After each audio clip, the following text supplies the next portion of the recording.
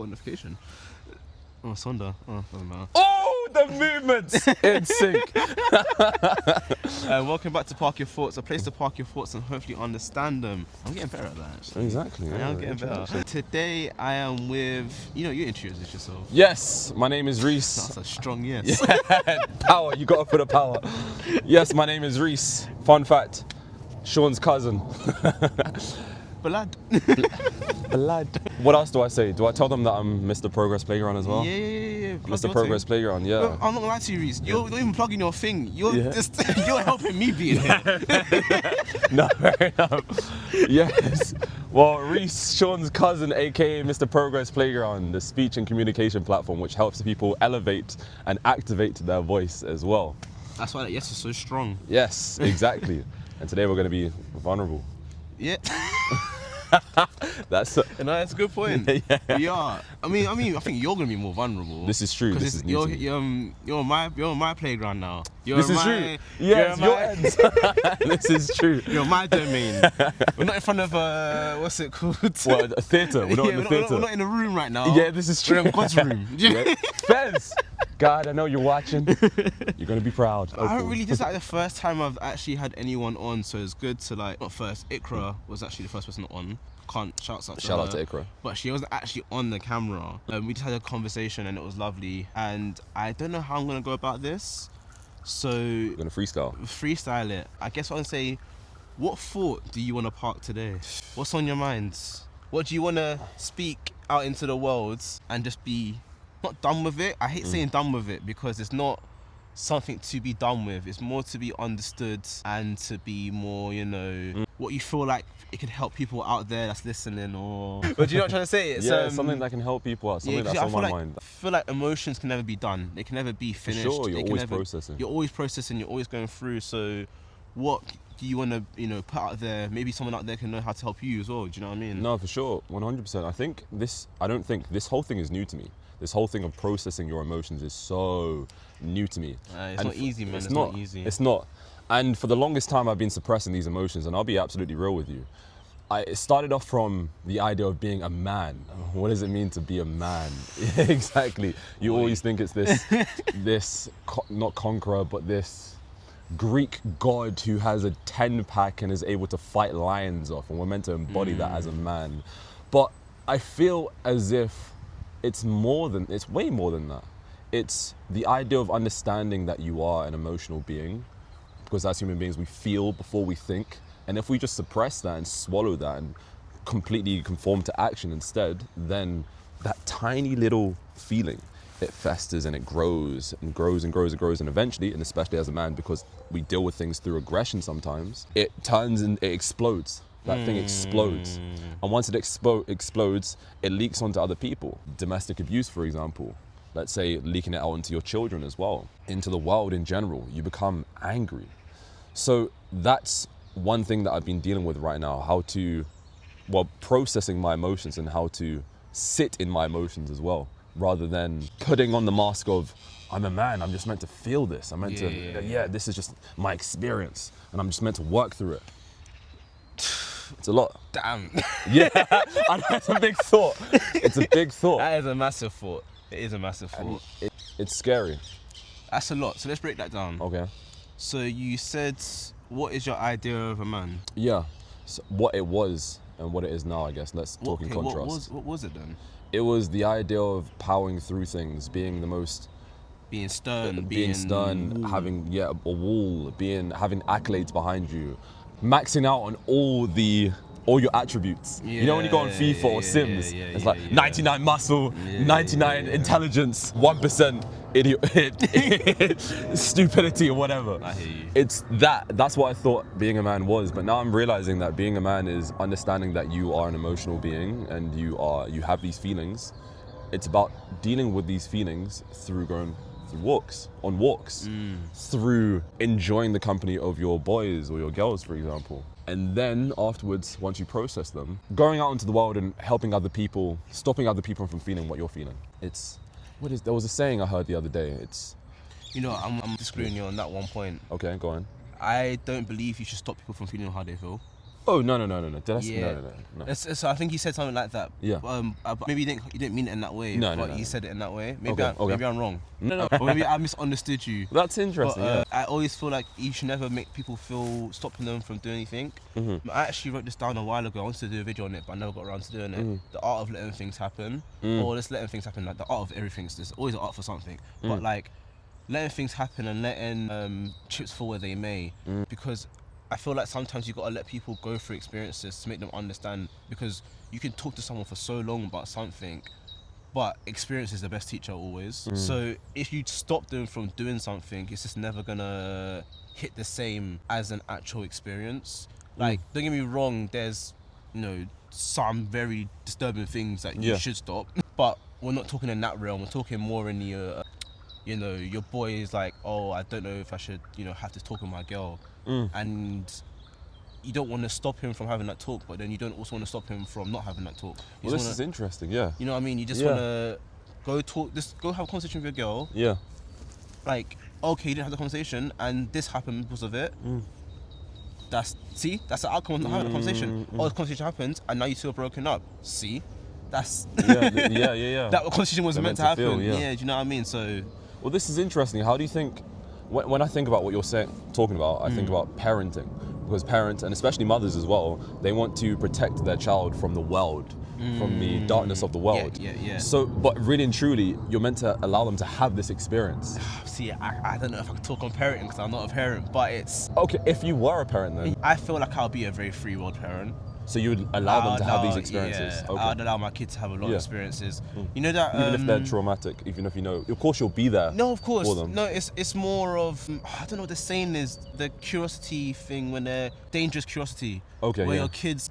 You see your child playing from afar, but you see they're about to do something stupid, but you can see they're thinking about it. Yes, And you can see they're in a mode of like, okay, if I do this and I do that and it happens, like, what will happen? And you can literally see them processing the idea of, I'm about to do something dumb, but I wonder what's gonna happen. Yeah. I think I'll just be watching my kid from afar, not from afar, but from like round the corner, let him do the dumb thing, depending on how dumb it is, basically. Yeah, of course. But then, and then I'll be there afterwards to be like, okay, what was you thinking? Yes, so let's talk about this. Yeah, what did you think was going to happen from you jumping off of this trampoline at this height? Like, do you know what I mean? Like, 100%. Yeah. Like, what did you think was going to happen if you tried to do a backflip without even knowing how to do a backflip? Like, of course. You know what I mean? It's you got. I feel like action's the best teacher, or like 100%. Experience is the best teacher. Yeah. I like that, and you're also teaching them in a way. You're teaching them courage. They're doing something that's daring. Let's say, for example, there's a kid that's on the monkey bars, for example. That is quite dangerous because kids are tiny, monkey bars are high. Yeah. As long as you're there and they can see that you're always going to be there for them, even when the times are tough, they're still going through this process. They're still going through this courage. It's like a trustful, no? Exactly. I trust you, Daddy. I trust that you're not going to let me drop. Psych! No,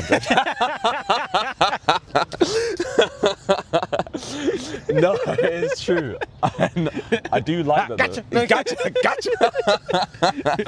Number one, never trust anyone in this world. Exactly. No, that's interesting. No, that's a fair point. Yeah, but that is... Okay, so what is your definition of a man then? What is a man to you? And also, side note, we both are absent of father figures. I'll say that straight.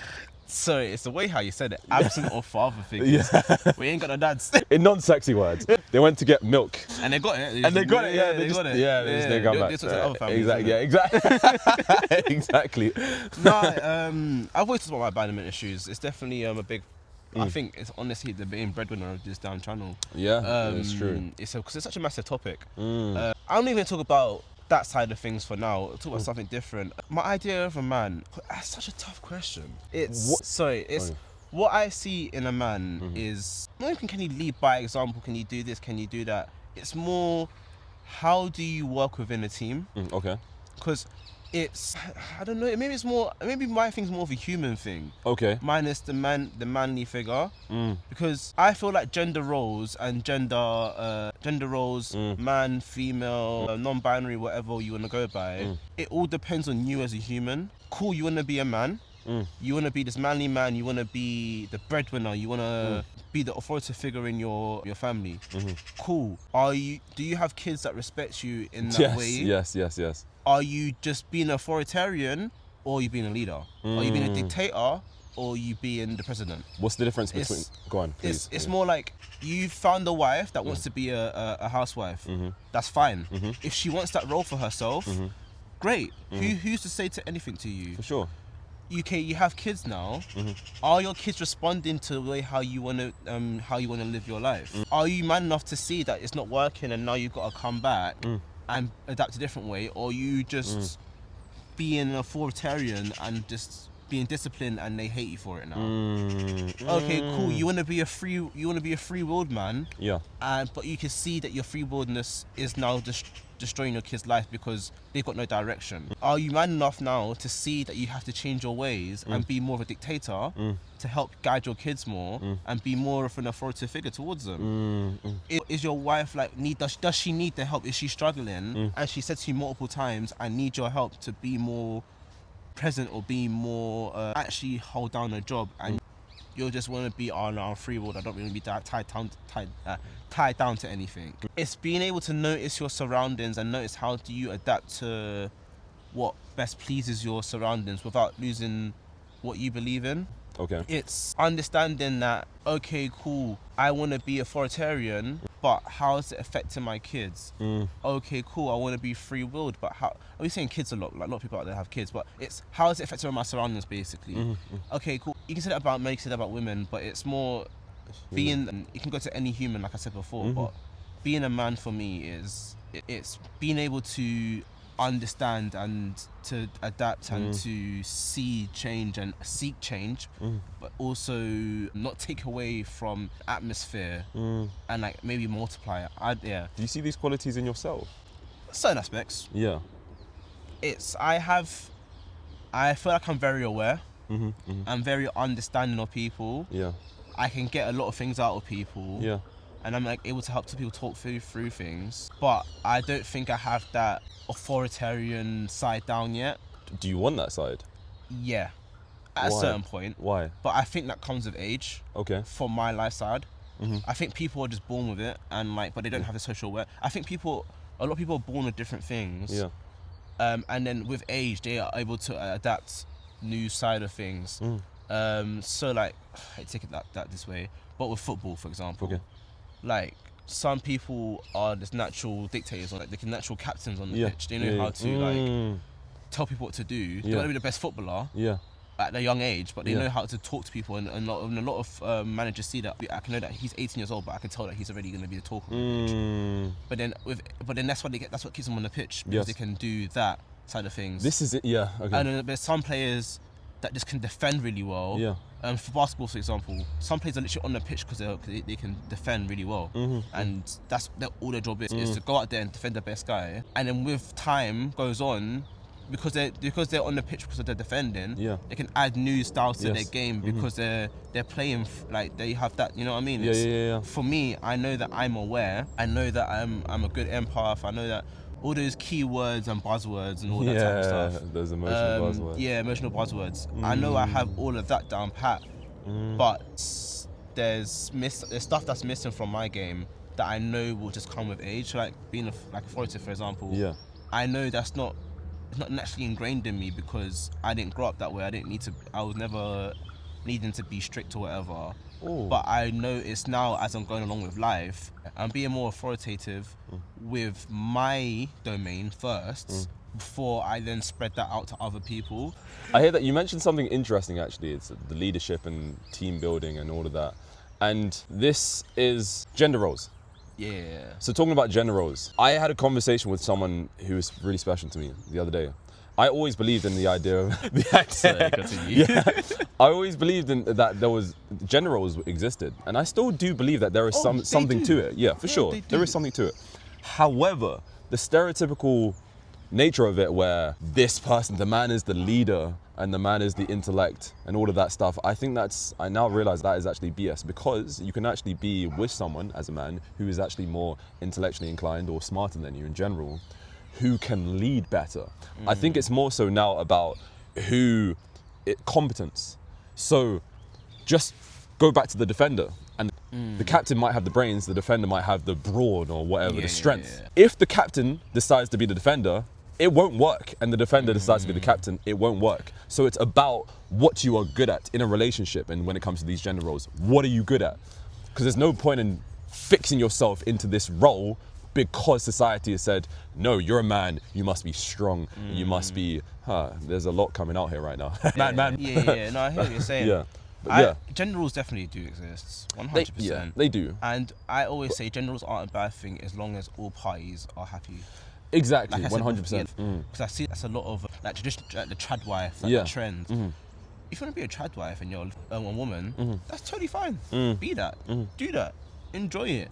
If you want to be a all-dominating man and you want a trad wife, that's fine. Go seek someone that wants that. Don't find a strong, independent woman and then try to make her a trad wife. Don't find a man that wants to be a house husband and then make him a breadwinner. It's gender role. Like I'm using those two gender roles because it's easier to break down and understand. Sure.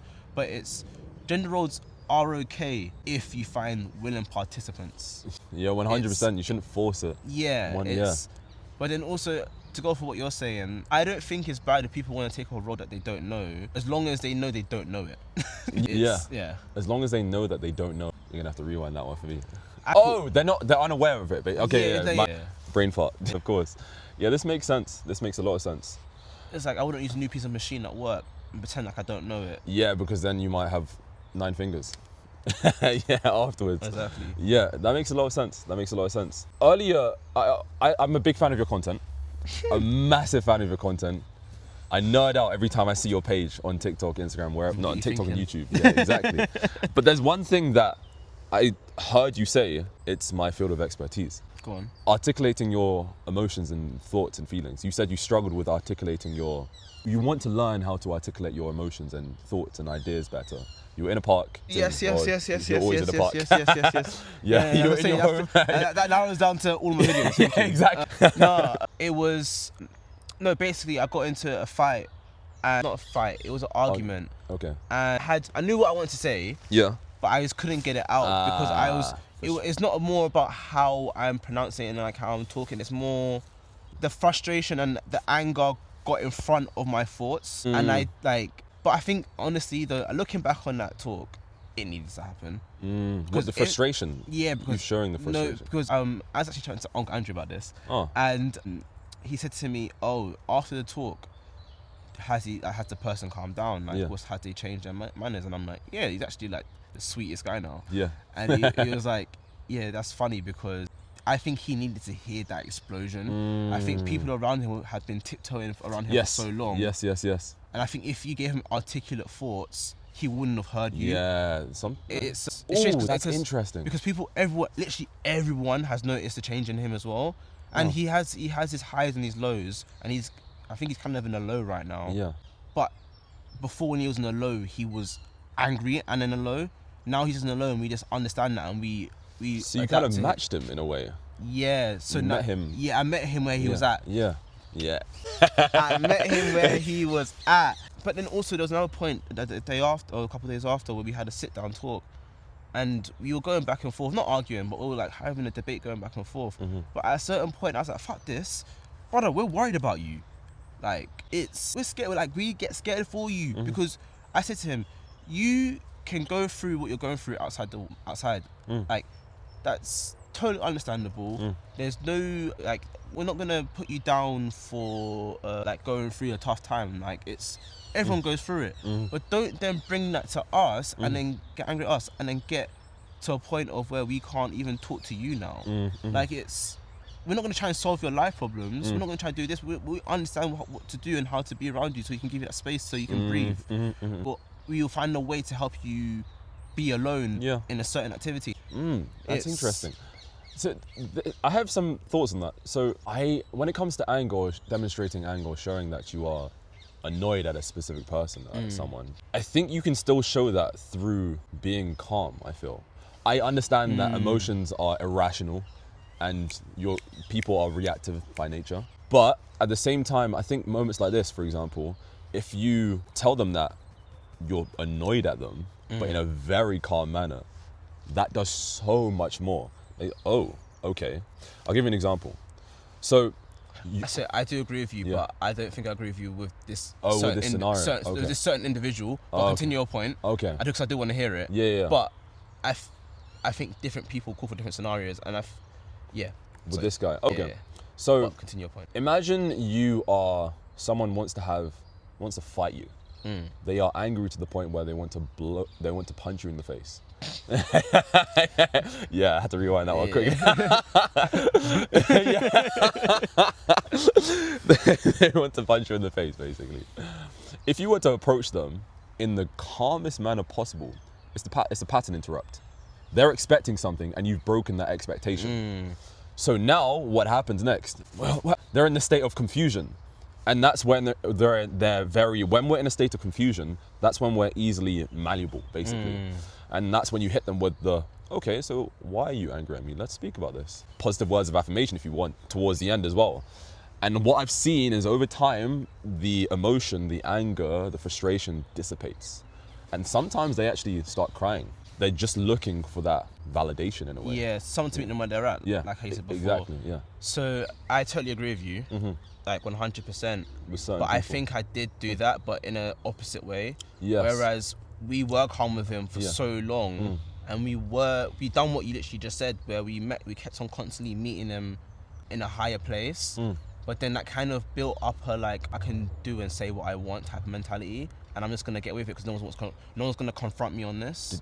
So no one ever put their foot down and said, "You're not going to do that." No, but In it a was calm more. way. Also, we're all not paid enough to deal with it. Okay, fairs. Do you know what I mean? It's one of those. It's It's one of those a work situation. situation. Yeah. Okay, that makes it yeah, awkward. Yeah, Yeah. it was one of those ones, and also one second, we kind of kept on going that direction. Yeah, no, we literally. So I'm just gonna restart that. So we literally just done what you said. Like we kept on meeting him in a higher place. We kept on meeting him in a in a calm manner, and like we tried to always diffuse the situation. But it kind of built up a mentality of, I can just continue doing this because no one's gonna actually put their foot down, or like no one's actually gonna like. Nothing major is going to happen from this scenario, basically, from it. So I think when I finally met him where he was at, and that explosion happened, within myself, shall I say, it was like, my actions have repercussions. It makes sense because you're a naturally calm person. So, again, that's another pattern interrupt. What? Sean is so calm. Why is he exploding at me? Something must be wrong. Yeah, So, exactly. yeah. So I think when I lost it, so I also, I just want to add on to this. I'm thankful that I did lose it, because obviously, whatever it happened with him, those actions, those cogs are turning in his head, whatever. But for me, it made me realize, okay, cool, this is a trigger for me. I need to understand this more. Not I'm gonna sit down and ponder on it forever, but it's more like I'm trying to understand this in a way of when this happens again, I'm gonna get angry. That's fine, but I need to know how to also talk my points, but maybe in an angry tone, because maybe this scenario calls for the anger, but I can't just be like, fuck off. Do you know what I mean? Like, then that's how I was just like, fuck off that. You know what I mean? I was just swearing. I wasn't getting any actual points out. I did get a couple points out, and that was when my mind just lined up with each other for like 2 seconds. But after that, it didn't really happen. Did you want to be someone, because I'm going back to the video again, and you said you want to be able to, you swear a lot when in these moments you swear, and you want to stop swearing. Is that still the case in these moments? Or is that just frustration? Yeah, it was just, I think in the moment, I was just so, I've got so much I need to say, but I know I can't be silent right now, so I don't know. Did you ever feel like that? It's that? like my mind's racing 100 miles an hour, and I'm like, okay, I've got to say this. I'm like, this one gets out. Okay, shit. Okay, what's next? I don't know. Silent no. Fuck off. You're choosing choose your character. Yeah, and then F word. And I say, oh, okay, next point. Okay, out. Yeah. Out of that one now. Fuck off. Like, you know what I mean? It's exactly. Yeah, it was go, like that. Go. Yeah, that's interesting. Yeah. No. Would you say you learned a lot from that situation then? About yourself? Yeah. What were the lessons? About myself. So about myself, I learned that how I'm in like that scenario of like confrontational anger. Obviously, there's, like I said before, the swearing. It's okay to be angry, but I just want to articulate my thoughts better in like that scenario, and not just lose it. Understanding him more as a person, because after that, some things he also acts a certain way, and it basically revealed a lot about his character that I kind of just brushed it aside. I'm not going to say too much about that because... For sure. And then also, a lot about Ikra actually. She kind of actually told me off. Really? Yeah. Oh, wow. Yeah, not in the fact of what happened. It was more how I was behaving after the fact. How were you behaving after? I was like, no, I'm done with this guy. I'm like, fuck him, like this, that, and the other. So you weren't actually like, present. I was like, no, I was just angry. And Ikra was like, you need to pack the fuck up. Like, Yeah. like, we're all big people here. Like, you need to like just be able to put this behind you and move on. Like, she didn't tell me off as on like, grow that, like, you know, but she like. She told me off, like she'd like. You need people like that around she you. patterned. Yeah, well, you need people to. Yeah, you need to be G-checked every now and then. Yeah, she G-checked me still. Do, yeah. I remember she walked off Those and I are was real like, friends. Damn. Like, Exactly. like, she didn't Wait a G-check minute. me. Exactly. Yeah, that sounds like a really intense experience, and I'm glad that you actually learned a lot from that. And I'm glad that it can actually shape you into a person which you want to be. And I've realized that so many of these moments where you're at the pinnacle of frustration or anger, at the moment during those times you feel as if the world is about to end. Nothing else matters but the feelings that you feel inside. But afterwards, when you look back at it, you think, okay, I'm capable of that. You see a completely different side to you, and it's scary. It really is. And sometimes this might sound psychopathic. You say it like you're sounding psychopathic. This might sound psychopathic. As a chronic people pleaser, I am so grateful. You said chronic and I was like, where's this going? Yeah, exactly. As a chronic people pleaser, I am so, when I think about these moments, I think I'm actually capable of that. I'm capable of standing up for myself. Yeah. That I'm so proud of myself And for you lead getting the situation. angry. Yeah, you lead the in a way. situation and you're like, oh God, what happened? Yeah, exactly. And you're like shaking, you're like, yeah, exactly. Exactly. And I don't know about you, but I feel like I tend to ruminate on it as well. in that moment. Yeah, so like I'm like, it's all cyclical. It's all like, constant. What did I say? Did I say wrong? Did I do this or do that? And you're like, Yeah. no, I said all the right things. And you're like, Yes, that's anxiety right there as well. Yeah, it's also a bit Constantly, anxiety. constantly going back to the initial thoughts. Like, Is there anything else you want to get off your mind? yeah, I feel as if people aren't curious about me. No, they're curious about me, but they don't express their curiosities. And when I say people, I mean 95% of the people that I know. 95% of the people that I know. I don't feel as if they ask the questions which I want them to ask. But I'll be real, one of the main reasons why is because I open up too much space for other people. I'm curious about them. I want to know about their life. I ask them questions as well. And I don't give them room to ask me questions at times. And on top of that, I love people. I love conversations. So when it comes to these dull moments, for example, I think, okay, I need to fill this in with a question. And it's not me being inauthentic, it's me being genuinely curious. I've noticed that. I think I noticed that last year when you were meeting, again, Ikra, Devon, and like when you were like re-meeting Keanu again. Yeah. It was, how can I explain it? I always describe you, when I'm talking about you, I always describe you as a golden retriever. That is such people pleaser energy. That is literally the god of people pleasers. No, it's like, because you're literally like, you got a question and you ask it, and what you said about yourself of like, you don't leave room for people to ask you questions back is so true. Yeah. I don't know if you've noticed it yourself, but it's obviously you have because you just said it. But and also I think the moment I clocked it was when I always say this about you. There's nothing wrong. It's more. Even if it was wrong, please. It's you have great understanding of where a conversation needs to go to, but you don't have great conversational skills. Ooh. It's okay. This is interesting. Okay. So you know how to further a conversation. You know how to carry a conversation on its back. Yeah. Like. You know the right questions to ask, you know the right questions to poke and prod, you know the right questions to bring a certain emotion out of someone, but you don't know when to take a breather, when to let them sit in that emotion, when to take a pause, when to let it, let's say take a pause, take a breathe, let's say let it breathe, but that's the same thing as taking a pause. You don't know when to like ask, you ask two back-to-back heavy hitting questions, maybe you ask a little fluff question to get them moving a little bit, then you ask another heavy question and then you might get more out of the answer. I noticed it mainly when we had that dinner with my mum at a Japanese restaurant. I don't think you remember. Yeah. And then I was trying to eat my dinner and you kept on asking me questions and I couldn't get a bite of my food. I was like, Reese, let me eat first and then ask you a question. Like let me at least get a couple of spoonfuls down. I told you I was hungry. And then once I ask these questions, I won't be as snappy because, you know, like I was hungry in that moment, Yeah. and you kept on asking me questions, and it was like, Reese, calm down. I want to eat. Yeah. This is okay. So do you feel as if I do that with? You've done it with Sharita before as well. I've obviously I'm not there for all your conversations, but the one time that I was there was when she revealed her new, and I was asking her questions to like open her, like to get her to be more open. And then at a certain point, I was like, okay, now you go, Reese, because I knew that she was more open to answer questions now. And then I went to you to take over the conversation because I knew you could carry it on and to get more, not answers, but more answers, Yeah, this is okay.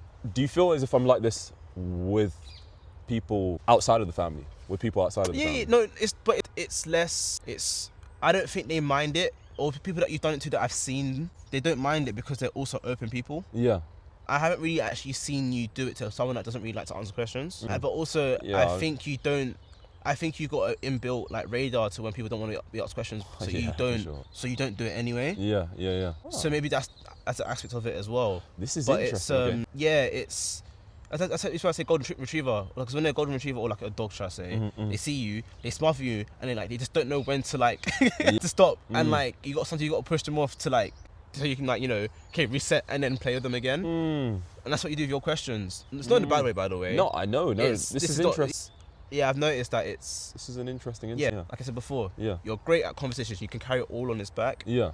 But when it comes to letting a moment breathe, or okay, I'll ask someone a hard question. Let me just not ask another tough question. Let me just ask them a little soft, fluffy question to, bring them back a little bit. I get that. I have been aware of that as of recent. Sometimes I can understand. I'm very intense. I'm a very intense person in general, in so many ways. And I'm only coming to grips with the idea of emotionality and what that means to me. I forget that sometimes people actually need to hold an emotional space for themselves in a conversation at times. I am fully aware of this though, but I'll be honest and say there's a bit of not self-consciousness, but a bit of ego there. Not ego. Where am I going with this? Let me rewind. You find it. You can find it. It is ego because I don't like awkward pauses. I don't like something feeling awkward. You have to sit in that sometimes. 100%. And this comes back from always having conversations that have gone well, always having conversations that are snappy all the time. And now that I'm getting used to, again, this whole idea of emotionality, I'm realizing that, okay, cool, no, sometimes you need to sit in this awkwardness. Sometimes you need to sit in this frustration. Sometimes you need to sit on this awkward day and allow her to realize, okay, cool, yeah, this is not the one for me. Or you to realize that, okay, cool, by speaking more, she's not going to be the one for you. Exactly. Yeah. So yeah, it makes a lot of sense. And I'm grateful that you actually mentioned that because it's something that I've been aware of, but to hear it from another person, it further sinks in and embeds, and I can digest this, swallow it, sit in it, cry in it, breathe in it. GCSE drama. Yeah, exactly. Sit in it, breathe in it. Cry in it. No, for sure, 100%, which is interesting. So yeah, there is that. So to circle back to the whole curiosity thing, I still do think that that is on me. The whole people not being curious, that is on me, because how can I speak to the majority of people that are not curious about me? That being said, I have spoken to a few people and they have matched my curiosity and we just can't get a word in sometimes. It's like, so what about this? What about that? And it's back and forth, conversational table tennis. What I've also learned as well is through this journey is a lot of people, I do this a lot, is when someone's talking and you've got a story you can relate to and you want to talk about that, and it's like, I don't know how to explain it. It's... Wait, sorry, say that again. I do this a lot where someone's explaining a story and I can relate to it and I want to get involved in that conversation and interject my point. Yeah. And like say what I want to say to like help them relate to the opinion, but it's always just best to remain silent. Yes, yeah, of course, yeah. But it's like, I've done it where so many times where I've cut in, I'm like, oh yeah, I can relate to that. And it's like, oh yeah, I got that. Oh yeah, I understand you. And it's like, oh yeah, that relates to when I had this experience back then. And sometimes the conversation calls for it because they're generally asking for your opinion and that's like that. But sometimes people just want to rant. and like just get something off their chest. I can relate to this, and you just got to be like, no. No, Yes, yeah. 100%. It's, do you know, So sorry to cut you off. It's your curiosity is there, and it's good, but sometimes you just need to like. It's so hard to say because it's easier said than done. When you need to kill it off, because sometimes when you kill off your own curiosity, it lets the other person's curiosity foster more. Yeah, Do you know what I mean? No, I would agree with that, and I do allow people to speak all the time. I would, in fact. Okay, cool. Yeah. So I've misunderstood your point then. Yeah, sorry. no, I do allow people to speak, but the problem is I allow them to speak for too long. Basically, okay. I don't actually interject. I don't say, yeah, I have this experience as well. I misunderstood you then. Yeah. But you mentioned an interesting point, because I've had recent discoveries where instead of me telling them, I'm in a conversation, for example, and I'm so used to giving people advice because they come to me for help. I'm so used to that all the time. Same, by the way. Yeah. And it was only until the past 3 years when I realized that some people aren't looking for advice. They're looking to just, again, ramble, to share their thoughts, stream of consciousness in a way. And they just want someone to listen to, for them to listen to them, for example. And it's a really beautiful experience because you learn so much about yourself and the other person. You learn that they are having a similar experience to you, almost. They're also suffering as well at times, you know? And this sounds so sadistic to say this, but it's beautiful to know that someone's having a similar experience to you. It's a human experience. That's shared experiences is always a beautiful thing. 100%. Is there any parting thoughts you wanna just lay out for the people then before we go? Expect more of these conversations because we've been going to Jamaica for a month, so you know. Yes. There'll be coconut trees in the back. Yeah. Exactly. There'll be no North Face jackets. No, exactly. No. Stringless. One dread. But anyway, is there any parting thoughts you want to leave with the people, with yourself? Anything you want to remind yourself before we go? Anything you want to say? You want to give a conclusion?